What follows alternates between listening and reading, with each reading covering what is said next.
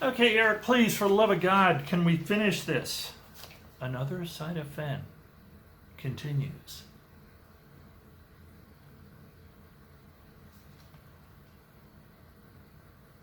When the time comes, Fenn told me he wanted to shove one more element in with the bounty. His own dead body. Where would he get such an idea? Well, it turns out that Fenn's plans for death mirrored the way he lived. And I promise this is still going to come back to why I don't believe the treasure has been found. For nearly 2 decades, Fenn ran one of the finest art galleries in Santa Fe, a job that got him written up in People and Forbes. But before that, he was a straight-up pot hunter, as they're known, digging for artifacts on the edge of legality. He was also a decorated fighter pilot, and back in the 1950s, that means you could take jets out for fun. For Fenn, that meant going where the history is. I was thrown out of Pompeii 3 times, he told me, but I found amphora full of olive oil and full of wine. You know what amphora are? Amphora are those Roman jugs. They were real weird. They're like they don't have a flat bottom, so you kind of got to lay them on top of the. I'll put a photo up. You got to kind of lay them on each other. I don't really get it. Weird, stupid Romans. No, they were smart actually. But that amphora idea, not good. He was also a decorated fighter pilot, and back in 1950, I just read that. Another weekend, he flew to Libya and swam off the coast of Sabratha, pulling up more amphora. But Fenn's favorite place was near the Sahara, where he told me you could find 8,000-year-old spear points made when the desert was wheat fields. It's a pretty cool concept, remembering back before the desert. There used to be a saying that I read one time. Where man goes, deserts follow. Where man goes, deserts follow. It sounds real clever until you realize there are plenty of places where man has gone, the desert did not follow. But there's plenty of evidence that the Sahara was civilized in the past. That's a whole nother subject I'd like to talk about in the future, ancient civilizations. Not Sitchin with the alien stuff. Although I'm not opposed to UAP conversations, unidentified aerial phenomena. We know now. We see the government now allowing pilots and stuff to talk about it. But real ancient civilizations that have existed, and a lot of them were deluged by the Dryas ice age, and then when it ended, the ocean went up about 400 feet. A lot of things were covered up. Ancient civilizations that were fairly advanced, considering. Way off track. Then Fenn landed a job teaching at Luke Air Force Base in Arizona, near America's archaeological mecca, a place with at least 500,000 ancient graves. Today, most of those graves are believed to have been plundered, but in Fenn's day, much of the area was still pristine. Here's where it gets a little shady. Another Side of Fenn. Here's where Fenn clammed up, too. I just put the 2 in. But I tracked down 2 children of Fenn's former digging buddy and another man who dug with Fenn who remembered what it was like. So they're talking about this archaeological mecca out in Arizona. You can't dig out there without digging up some graves. One of the men told me of his memories out with Fenn when he was a teenager. The guy was a teenager with Fenn, who was in the Air Force. Fenn himself, in those conversations recorded by law enforcement, talked about digging in Arizona, removing a stone axe from the remains of an Indian. Folks, what is that? Removing a stone axe from the remains of an Indian. There's a word for it. 2 words for it. It's grave robbing.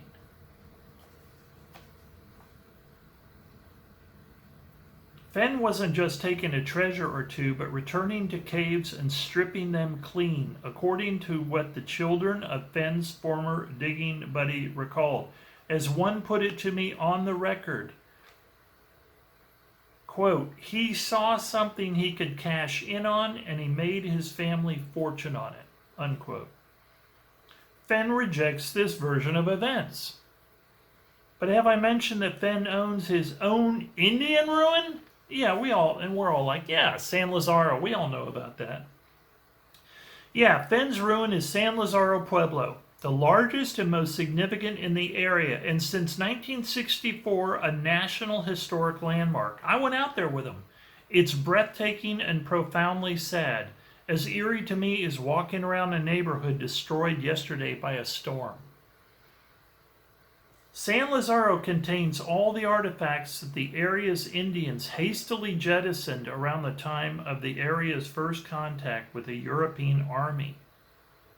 Fenn uses it for fun, and does he ever encounter any graves of human remains? Well, funny you should ask. Man, talk about a find for an archaeologist or a treasure hunter. I mean, a place where literally the Indians, seeing the European armies were going to devastate them, probably seeing the end in their future, took all their stuff and hid it in this area. Ancient civilizations, you see similar things where civilizations have buried things on purpose, we now know. And it's speculated, well, that's part of the fun of studying these things, is why they did that is part of the speculation. But here's a good example of why that's happening, because they're about to be invaded by someone. Some 3 decades ago, New Mexico accused Fenn of disturbing graves on his pueblo, alleging, quote, obvious human remains that were, quote, piled and scattered. Fenn got the complaint thrown out when he learned that the state had trespassed to collect its evidence. So what are they saying? They're saying Indian remains were piled and scattered. They were disturbed. Indian remains were disturbed. Another side of Fenn. But when I met Fenn, he didn't deny finding possible graves. This is classic Fenn. The key word in the law is discover, Fenn told me. We found bones that might have been human, but we didn't discover them. We found bones that might have been human. We found bones that might have been human, but we didn't discover that they were. So we covered them up and moved someplace else. Classic Fenn with the wordplay. They used the word discover. Did we discover them? I don't think we discovered them. No. We can just go past them now and go on and not discover the next bones we look at. Descendants of the San Lazaro Pueblo pray for Fenn, and the head of the National Congress of American Indians told me he believes that collectors like Fenn are cursed. So why don't I think anyone really found Fenn's treasure? Because Fenn is a salesman first and always a, quote, hustler, unquote, as he himself told me. And this whole gambit is about Fenn's pursuit of immortality. Another thing he buries are bells with his bio in them. And he goes on to say that he's got an autobiography in the chest. So yeah, I think the treasure is totally real, not a hoax, but it's hidden to be found many lifetimes from now. So Tony Dokoupil just simply doesn't believe the treasure chest has actually been found. And of course, Tony Dokoupil said that the photos weren't real, which would back up his claim. But I believe in a lot of people, you know, when I first talked about Tony Dokoupil in another video, people contacted me and said, Eric, definitely these are new photos. These are new photos. So, I mean, in other words, they're photos of the chest having been found and stuff. So I then corrected myself, which I never have a problem doing. You know, being wrong is not a problem in life. But being proven wrong and refusing to acknowledge it, that's when you are wrong. That's my own little quote that I just made up. There's nothing wrong with changing your mind. People, you know, you're wrong about something, and people say, no, didn't you know this about it, or didn't you know that about it? You go, oh, I didn't know that. Now that I know that, I'll change my mind. Nothing wrong with that. That's why it all is kind of I don't want to get into politics. But it always kind of kills when people said, this guy, this politician, he changed his mind. Okay. I mean, you're allowed to do that, aren't you? I guess except in cases of ideological belief, unless you've just changed your ideology. Enough of that. All right. I'm going to tell you something at the end of this. I really enjoyed looking at it. It's a video that just was put out by a guy named Robert Peternell. He proclaims himself a photo digital, not so much an expert, but he seems from his verbiage, you can tell that he knows things about edge fringe, about, if you copy and paste, or if you cut and paste something from a photo to another, when you get edge fringe. I've actually seen that in my own experience with doing digital art and stuff, that you get, you get this little, very fine line around the object that you cut and paste. It's extremely difficult to get rid of. He claims he sees that in the picture of the chest that was recovered with the twig and all that. He says you can see it on the twig. So we'll get to that right at the very end, because I'm not going to really tell you what Robert Peternell says. I'm just going to send you to his link, and you can watch it. But what he does is he is convinced that the new photos, have been digitally manipulated. He said one time when Forrest Fenn was asked if he had photoshopped something, he said when Fenn specifically said, no, I've never photoshopped anything, he said, Fenn was, as usual, playing with words, and he caught the phrase photoshopped and was able to deny that he had photoshopped anything, not specifically about the latest photos. This was earlier about other things that people have said, that some of the photos that Fenn has put out in his books and stuff are photoshopped. He said if they had said, the smarter thing would have been if they had asked Fenn if it had been, anything had been, the images had been manipulated in any way. He said Fenn made a point of saying, well, no, not photoshopped. I haven't photoshopped anything. You get what I'm trying to say. And it's no audio. He does the whole thing, showing you the pictures, showing you the chest, showing you other stuff, and even some things from his books. And he shows you some convincing evidence, and then in other cases I couldn't really follow what I was looking at. And sometimes he'll have you have to really watch, because sometimes he'll mention something in his captions, and you look for it and you'll realize there's a little arrow pointing to it. I wish he had made some of this, he'd just done things like made arrows bigger and stuff so it was easy to follow. But there were some things that I kind of went, that's interesting. That is interesting. It does look like for instance, that twig has been manipulated. And I don't know why.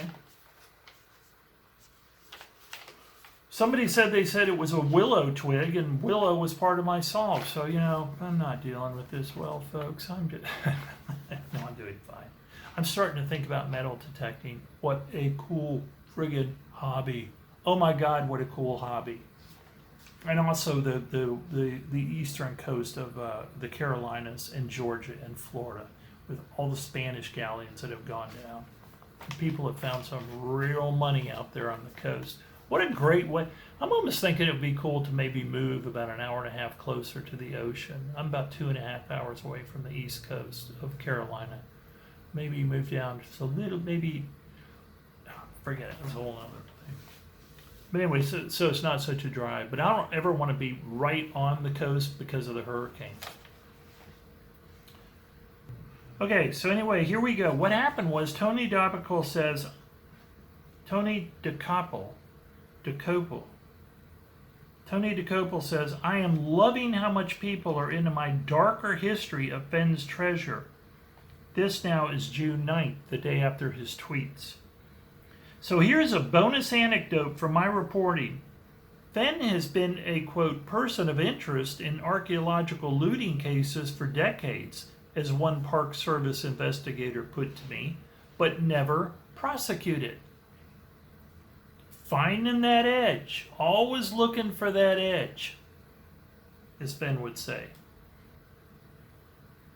He was, however, nearly caught in the act one day in Arizona. He was in a cave with his buddies, digging to their heart's content, according to family, who heard the story firsthand. when they heard a helicopter landing outside. We're screwed was a general feeling of these guys digging in the cave illegally. Since 1906, it has been illegal to take anything from public land without permission, let alone disturb historic grave sites. But the trick for investigators is catching the diggers in the act. Otherwise, the diggers just claim they got the artifacts legally from private land. So anyway, Fenn and his buddies figured they're about to get handcuffed by a ranger. But when they walk out of the cave, they instead find a U.S. Senator, Barry Goldwater. He wasn't there to bust them. He just wanted to dig, too. Fenn would not corroborate this exact story, but as was a pattern between me and him, Fenn's pride would push him to what always felt like the brink of confession. He so badly wants you to know he's Indiana Jones. So what he told me was this. When Goldwater wanted to take a group of Washington types out for a dig, he called Fenn, who used an Air Force helicopter to give the group a tour. Okay, I wondered, what about the laws? These were U.S. senators, Fenn told me. They make the laws. So there you have it, folks. Fenn breaking the law and getting away with it, as usual. And much more disturbing, you may say, well, Eric, this is not big stuff, but I don't like the idea. Personally, I liked Barry Goldwater. He was a senator who was very much into investigating UAPs, by the way. There have been a lot of them, by the way. It's a very interesting subject. But I don't like senators just feeling like they're above the law and just going out and digging in public land that they shouldn't be on because they're a senator. Like Fenn says, they're senators. They make the law. Well, they make the law. They're supposed to follow the damn law. But anyway, that's Forrest Fenn, another side.